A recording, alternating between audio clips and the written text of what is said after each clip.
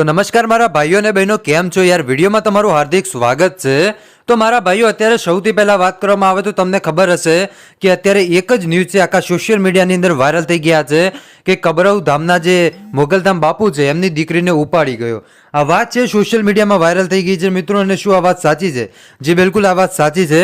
અને જે કબરવ ધામના બાપુ હતા એની જે દીકરી હતી મિત્રો, એમની એ બુકી ઉઠાવી ગયો છે. આ સોશિયલ મીડિયામાં વાયરલ થઈ ગયો છે. ને બુકી છે એ ઝડપાઈ પણ ગયો છે નવસારીમાંથી. ને અત્યારે એમને કચ્છ લઈ જવામાં આવી રહ્યા છે. પૂછપરછ થશે. ને સોશિયલ મીડિયા થકી મારા ભાઈઓ એવી પણ માહિતી મળી રહી છે કે જે આપણા કબરવ ધામના બાપુ છે મોગલ ધામના, એમની જે દીકરી છે એમને કોર્ટ મેરેજ પણ કરી નાખ્યા છે. એવા સોશિયલ મીડિયામાં વિડીયો વાયરલ થઈ રહ્યા છે. અને આ વિડીયો સોશિયલ મીડિયામાં ખૂબ જ વાયરલ થઈ રહ્યા છે.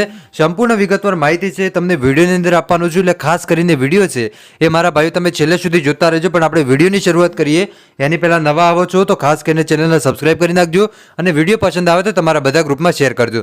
હવે તમને એક વાત કહી દઉં કે ઘણા બધા લોકો મને એમ કહે છે કે ભાઈ તમે વિડીયો ડિલીટ કરી નાખો. તો મારા ભાઈઓ, મારી સાથે ઘણા બધા લોકો જોડાયેલા છે ઓલરેડી. અને હું જે માહિતી આપું છું ને મારા ભાઈઓ, એ સોશિયલ મીડિયા થકી માહિતી આપું છું. અને ભાઈ બાપુને હું ભગવાન જ માનું છું. કેમ કે આપણા જેટલા પણ આપણા સમાજમાં ગુરુ છે એ ભાઈ આપણા ગુરુ છે, એમને ભગવાન માનો એ જ કહેવાય ભાઈ. કેમ કે ગુરુ ભગવાનનો અવતાર જ કહેવાય.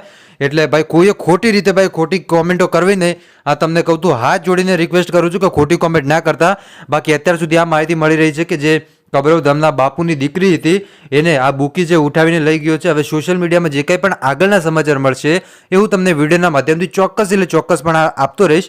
બસ આજ માટે મારા ભાઈઓ આટલું રાખીએ છીએ. બાકી તમને શું લાગે છે મારા ભાઈઓ કે ખરેખર આ બુકી ઉઠાવીને ગયો હશે કે પછી દીકરી સામેથી? મને નથી લાગી રહ્યું મારા ભાઈઓ કે દીકરી સામેથી આવું કરે. કેમ કે સંત હોય અને દીકરીની અંદર ઘણા બધા ગુણો હોય છે. કેમ કે આપણામાં આટલા ગુણો હોય તો ભાઈ એ તો સંતની દીકરી છે, તો એમના અંદર તો ઘણા બધા ગુણો હોય છે.